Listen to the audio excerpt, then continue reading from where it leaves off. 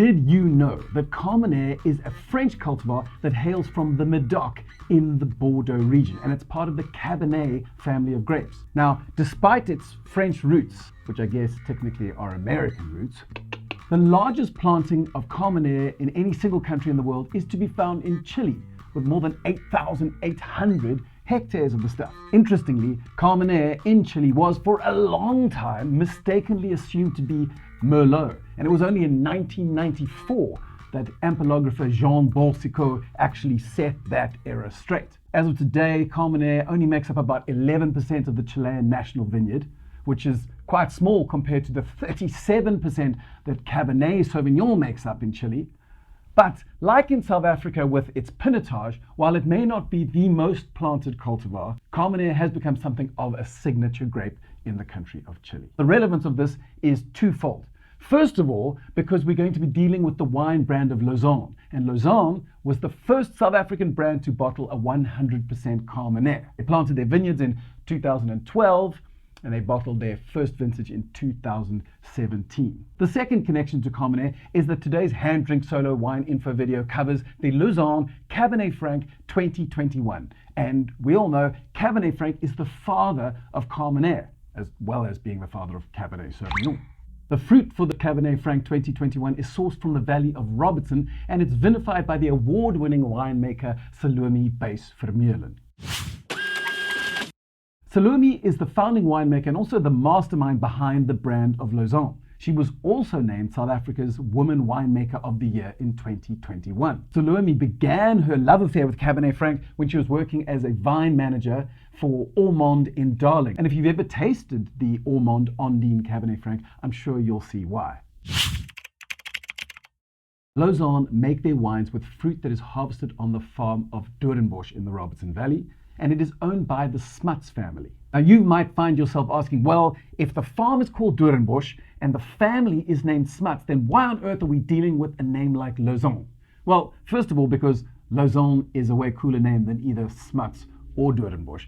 But second of all, because Lozarn is the Swiss-German pronunciation of Luzern, and Luzern is the name of the original Smuts family farm. This farm was in turn named after the Swiss town of Luzern, which is where the Smuts family matriarch, Kay Sedgwick Smuts, spent much of her young adult life. This little snackaroo of bite-sized background information will also explain, when you take a look at their broader wine range, why their flagship Bordeaux blend is named Kay's Legacy.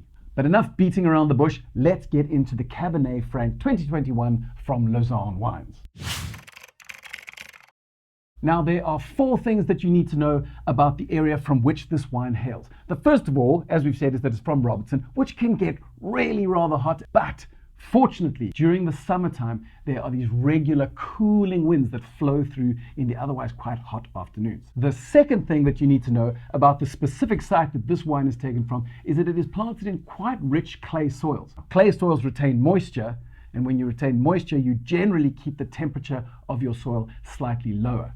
This is important because cooler soils will have less terrestrial radiation or sun's heat reflected off the earth, which can increase the ripening process. And remember, as per videos that I've explained elsewhere, we want that ripening process to be slowed down. So clay-rich, moisture-retaining soils are a good thing in this respect.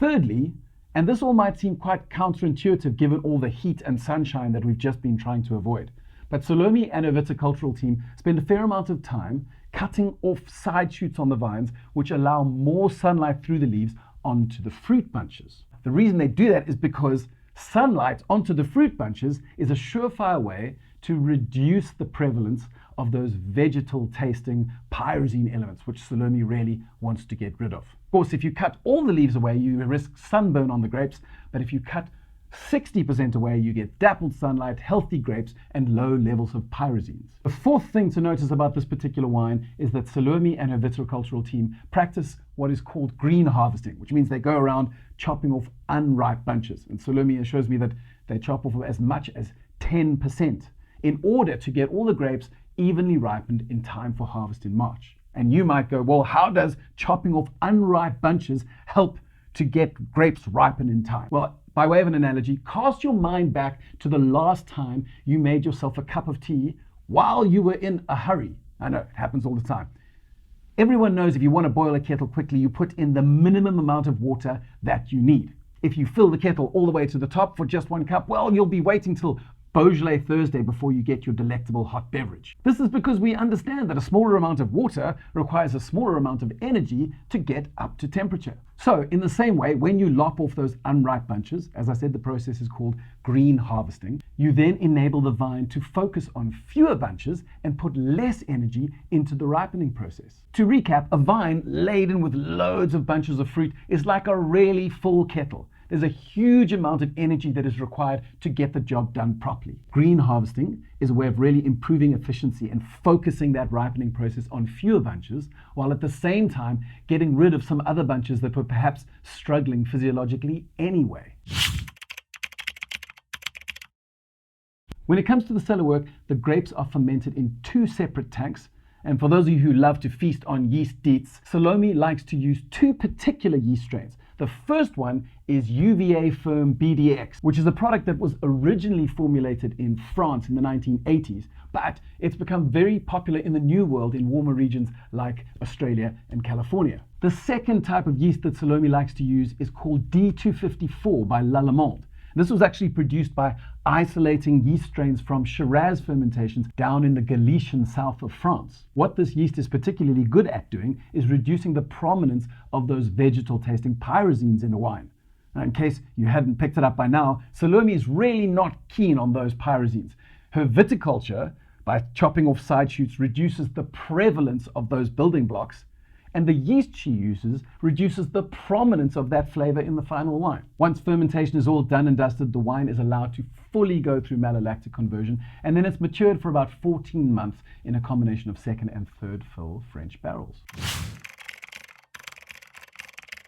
So now that we know how the wine is made, let's get into the glass and see what it tastes like. When we give it a sniff, well, it really is such a generous nose, and it's this beautiful mix of sweet and savory. On the savory side, you have roasted Rosa tomato and also some tobacco leaf. And then on the sweeter side, you've got a lovely combo of red cherry and red currants, but also riper black currants and even a sort of floral violet hint at the end. When we give it a sip, well, that complexity really only heightens. Because as I hinted, you have the red fruit and the black fruit working together on the palate as well. And they're wrapped up in some really rather live tannins. They're not imposing at all, but they provide that structure or that framework. As it segues into the tail, you really do have that juicy red fruit coming out perhaps more than the black currant. So you're left with a very fresh finish, but that savory tobacco leaf weaves its way back in. And so the end is supremely intriguing and really does leave you going back for more. Okay, so that's all we have time for today. But if you enjoyed the video, then support us on Patreon and subscribe to the Hand Drink Solo YouTube channel, where we publish at least 6 videos every single month on wine science, wine history, unusual cultivars, and some of the rising winemaking stars that are coming out of the unique South African winelands.